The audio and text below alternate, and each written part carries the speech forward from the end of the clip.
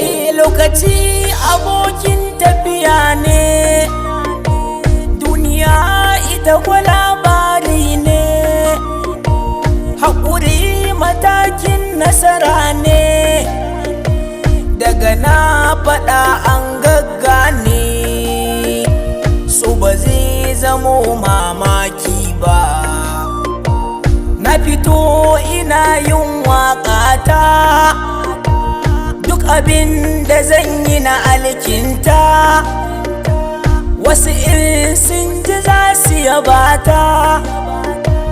wasu ko in sun ji su kushe ta. Ni a guri na hakan nasara ne, wata rana sai labari, biwa juna fatan alkhairi, yan uwana sai mu rage buri, haka zai sa zuciya annuri. Gaggawa ba namu bane ba, rayuwa ta duniya komai na da lokaci, kai haƙuri da juriya komai na da lokaci, ilimi da ɗaukaka wannan duk na rabu ne, da mulki da kasuwa wannan duk na rabu ne, da mutuwa da rayuwa wannan duk na rabu ne, da aure da arziki wannan duk na rabu ne.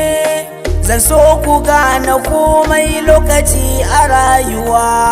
muna a tara wata rana mu dinga mantuwa, mu riƙe amana kar da ido yayi zubar ruwa, haƙuri matakin nasara ne a rayuwa,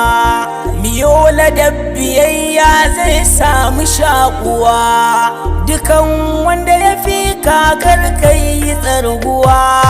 ka bi shi kai biyayya ka samu karbuwa, dukan abin da rabbi ya so zai ta faruwa. Mai nema ba za ya rasa ba, mai nazari ba zai taɗe ba, mai haƙuri ba zai yi kunci ba, magana ta ba ta zama wasa ba, ni bakin arewan waƙa